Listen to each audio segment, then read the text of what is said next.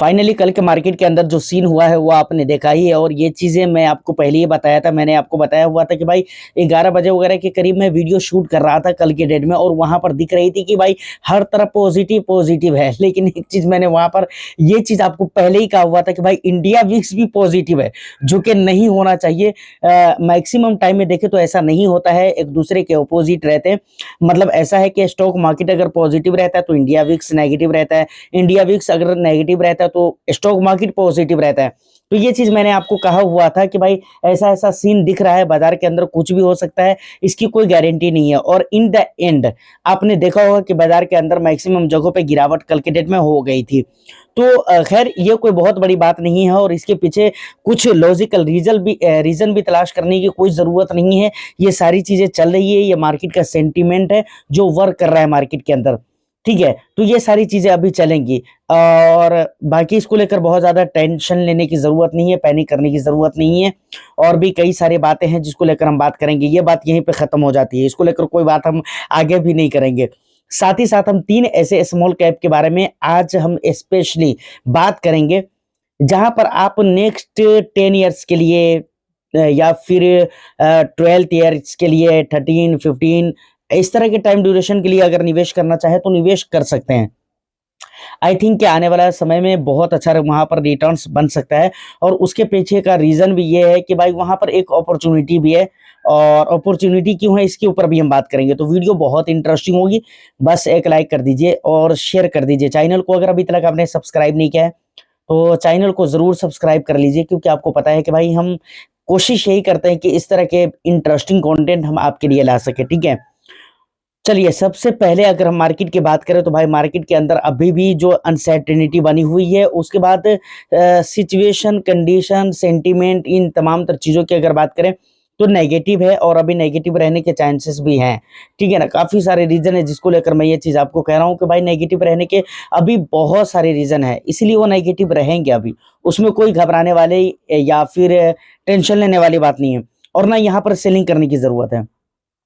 कल के डेट में एक अच्छी बात मैंने ये देखा है, जब मैं एफआईआईज और डीआईआईज का कल का डेटा चेक किया हूं ना, तो कल के डेट में 440 या ऐसा कुछ 400, मतलब लगभग आप कह सकते हैं कि 450 के करीब, 450 करोड़ के करीब एफआईआईज ने खरीदारी की है कैश मार्केट के अंदर। तो ये एक अच्छी बात है। उससे पहले का जो भी दिन है, पूरा वीक आप देख लीजिए या उससे पहले वाला वीक को भी आप देख लीजिए, तो वहां पर आपको सेलिंग देखने को मिलती है। लेकिन कल के डेट में एफआईआईज ने थोड़ी सी बाइंग की है हमारे इंडियन स्टॉक मार्केट के लिए, तो ये एक अच्छी बात है जिसे आप एक पॉजिटिव वे में ले सकते हैं, ठीक है। बाकी यही सारी बात है, जो कुछ बताने की कुछ स्पेशल ज़रूरत है नहीं, जो था वो मैंने आपको बता दिया है। और बाकी रही टेंशन की, तो टेंशन लेने की ज़रूरत नहीं है। आज की मार्केट देखिए किस तरह से रहती है, वो तो आने वाला समय बताएगा, ठीक है। मैं मार्केट ओपन होने से पहले वीडियो शूट कर रहा हूँ आज, ठीक है। अब चलिए मेन स्क्रीन के ऊपर हम चलते हैं। सबसे पहले तीनों ही फंड की डिटेल्स को देखते हैं। उसके बाद मैंने 2 चीज़ कहा है कि पहली चीज़ कहा है कि भाई अपॉर्चुनिटी, इसको लेकर हम बात करेंगे। एक और भी फंड जो कि मैं आपको दिखलाने वाला हूँ, उसमें कुछ स्पेशली अलग से उसको लेकर हम बात करेंगे, ठीक है। पहले हम तीनों फंड की डिटेल्स को देख लेते हैं, ओके।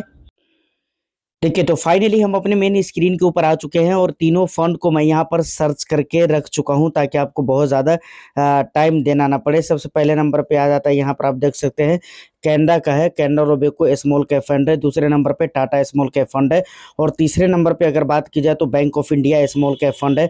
देखिए इसको लेकर हम लास्ट में बात करेंगे बैंक ऑफ इंडिया को लेकर, लेकिन फिलहाल हम जो डिटेल्स है उस चीज़ को हम सबसे पहले आपको दिखलाना चाहते हैं, ठीक है। सबसे पहले आप यहाँ पर आएंगे तो आप देखेंगे सबसे पहले एज की अगर बात की जाए तो आप देख सकते हैं कि यहाँ पर कैनडा के देखेंगे तो 6 साल 8 महीने हो चुके हैं, टाटा के 6 साल 11 महीने हो चुके हैं और उसके बाद बैंक ऑफ इंडिया की बात करें तो 6 साल 10 महीने इसके भी कंप्लीट हो चुके हैं। उसके बाद फंड साइज अगर देखेंगे तो यहाँ पर आप देख सकते हैं कि भाई 12,588 करोड़ के फंड साइज कैनडा रुपये स्मॉल कैप को देखने को मिल जाते हैं और उसके बाद टाटा स्मॉल कैप का देखेंगे तो 11,416 करोड़। तो काफ़ी हद तक के सिमिलर सा फंड साइज यहाँ पर देखने को मिल जाता है। लेकिन अगर आप देखेंगे बैंक ऑफ इंडिया के तो इन दोनों के कंपैरिजन में काफ़ी छोटा फंड साइज यहाँ पर सिर्फ ओनली 1879 करोड़ के फंड साइज, 1879 करोड़ के फंड साइज ही देखने को मिलते हैं बैंक ऑफ इंडिया के। तो इसके ऊपर हम लास्ट में बात करेंगे कि भाई ऐसा क्यों, ठीक है। उसके बाद अगर हम रिटर्न्स का डेटा देखेंगे तो पिछले 3 मंथ्स का देखेंगे तो 2.3% का माइनस जा रहा है, 2.17% का माइनस जा रहा है टाटा में और कैनरा में, आपने देख लिया है। और उसके बाद गिरने वाले में देखें तो पिछले 3 महीने में कम गिरने वाला दोनों फंड से बेहतर ये रहा है, बैंक ऑफ इंडिया रहा है। टाटा देखेंगे तो 2% प्लस गिर रहा है, और कैनरा को भी देख लीजिए तो यहाँ पर भी आपको दिख रहा है कि 2% से ऊपर, थोड़ा सा ही ऊपर है, लेकिन ऊपर तो है भाई, ज़्यादा तो है। लेकिन यहाँ पर अगर देखेंगे पिछले 3 महीने में सबसे कम गिरने वाला इन तीनों में bank of India small cap fund है, जो इन तीनों फंड में सबसे कम गिरा हुआ है, ठीक है, उन दो फंड से कम गिरा हुआ है। उसके बाद पिछले 6 महीने का अगर रिटर्न्स देखेंगे तो 16% का रिटर्न्स दिया है। ये रिटर्न्स हमारे लिए इम्पोर्टेंट नहीं है, ठीक है, लेकिन एक आइडिया लगाने के लिए कि ये फंड किस तरह का वर्क कर रहा है शॉर्ट ड्यूरेशन में और लॉन्ग ड्यूरेशन में, इसी चीज को दिखलाने के लिए मैं आपको ये शॉर्ट ड्यूरेशन का रिटर्न्स दिखला रहा हूँ। पिछले 6 मंथ में देखेंगे तो 16%, 69% का रिटर्न्स दिया है, 16.69% का रिटर्न्स दिया। किसने? Canara Robeco small cap fund ने। टाटा ने 14.39% का रिटर्न्स दिया है, जबकि यहाँ पर देखेंगे तो 16.17% का रिटर्न्स देकर रखा हुआ है, तो अच्छा रिटर्न्स दे रहा है ऑफ कोर्स।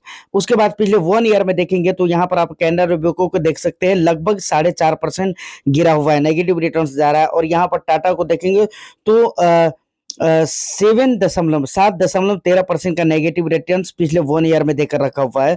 वहीं पर अगर आप देखेंगे तो पिछले 1 ईयर में बहुत कम गिरा है ये फंड। बैंक ऑफ इंडिया जो स्मॉल कैप है ये बहुत कम गिरा है। इसके ऊपर हम बात करेंगे दोस्त, रेगुलर मैं आपको ये चीज दिखला रहा हूँ।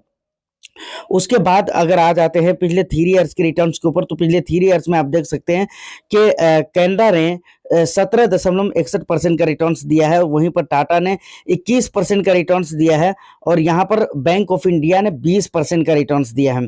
उसके बाद रिटर्न्स देखिए, किसी भी टाइम ड्यूरेशन में अगर कंपैरिजन किया जाए इन दोनों फंड से, यानी कैनरा को, टाटा को और क्या कहते हैं बैंक ऑफ इंडिया को, इन तीनों को अगर कंपैरिजन किया जाए तो लगभग रिटर्न्स के मामले में बैंक ऑफ इंडिया भी अच्छा है, अगरचे उसका फंड साइज छोटा है और काफी छोटा है इन दोनों के मुकाबले में। उसके बाद पिछले 5 ईयर्स का रिटर्न्स देखेंगे तो 29% का रिटर्न्स दिया है किसने? कैनरा रोबेको ने, और 31% का रिटर्न्स दिया है, 31.5% का, थोड़ा सा ज्यादा है किसने? टाटा स्मॉल कैप फंड ने। और यहाँ पर देखेंगे तो 29.47% और यहाँ पर 29.27%। तो लॉन्ग ड्यूरेशन के जो रिटर्न्स है of course bank of India के रिटर्न्स बहुत अच्छे हैं, कैनरा से भी अच्छे दिख रहे हैं पिछले 5 ईयर्स के रिटर्न्स, टाटा का ज्यादा जरूर है, ठीक है ना।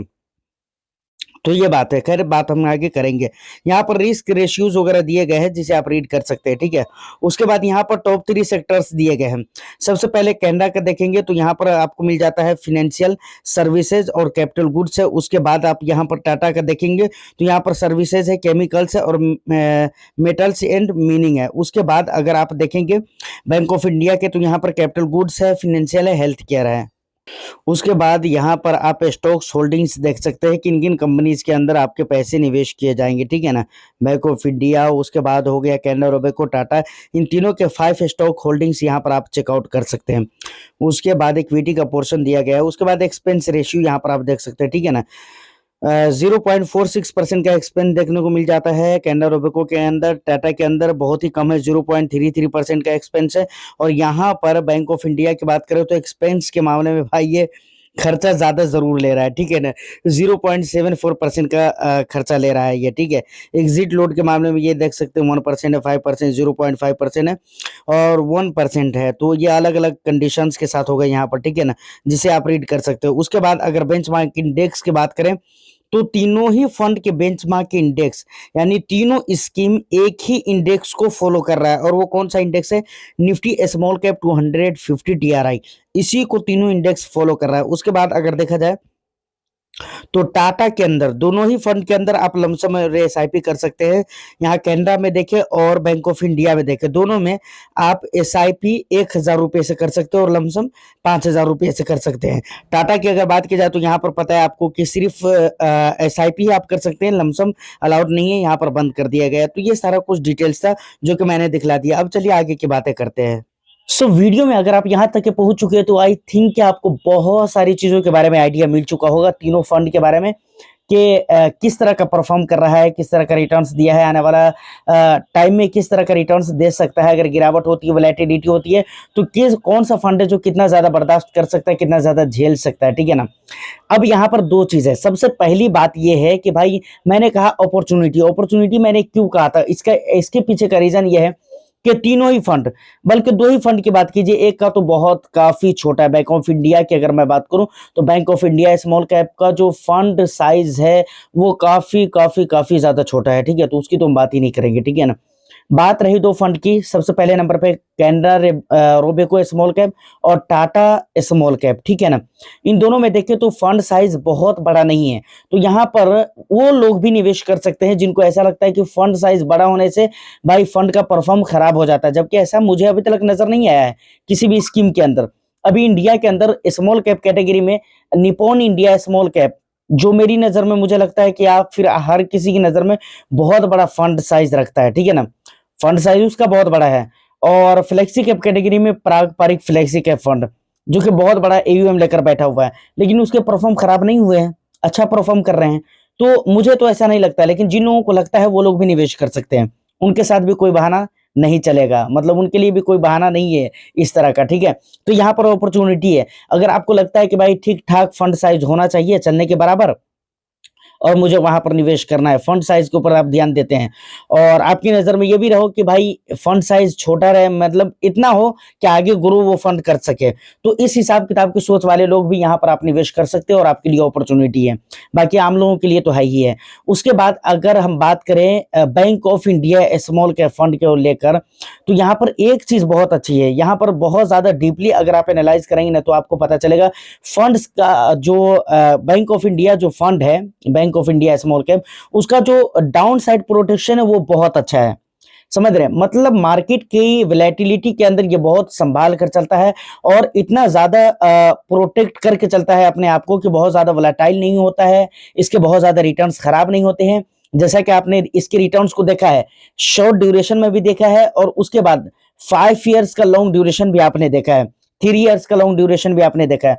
तो देखा है कि तीनों ही फंड के रिटर्न्स लगभग लॉन्ग ड्यूरेशन में सिमिलर सा है। थोड़ा सा आप 5 ईयर्स के रिटर्न्स अगर देखेंगे तो वहां पर टाटा का 31% का रिटर्न्स है, जबकि इन दोनों का 29-29% का रिटर्न्स है, यानी कैनरा रोबेको का और बैंक ऑफ इंडिया का। तो डाउन साइड प्रोटेक्शन बहुत अच्छा है। शॉर्ट टर्म में अगर आप देखें, नियर पास्ट की अगर बात की जाए तो वहां पर गिरावट भी बहुत छोटी सी है, बहुत कम है इन दोनों फंड के मुकाबले में, कंपैरिजन में, तो ये एक अच्छी बात है। लेकिन फिर भी इन्वेस्टर्स का पैसा इस फंड के अंदर बहुत ज्यादा नहीं आया है, जिसकी वजह से बहुत ज्यादा इसका फंड साइज बड़ा नहीं हुआ है, ठीक है। लेकिन अगर आप लॉन्ग ड्यूरेशन के लिए और लंबे समय के लिए निवेश करना चाहते हैं तो of course in my opinion कि आप कर सकते हैं। बाकी आपका जो भी वैल्यूएबल फीडबैक हो आप मुझे कमेंट सेक्शन में जरूर बताइएगा। उम्मीद करता हूँ कि इन्फॉर्मेशन और वीडियो आपको अच्छी लगी हो, और वीडियो को बस एक लाइक करके शेयर कर देने की जरूरत है। चैनल को ज्यादा से ज्यादा सब्सक्राइब करके सपोर्ट करें। मैं फिर मिलता हूं किसी नेक्स्ट एंड इंटरेस्टिंग वीडियो में, जब तक के लिए all the best. Thank you for watching.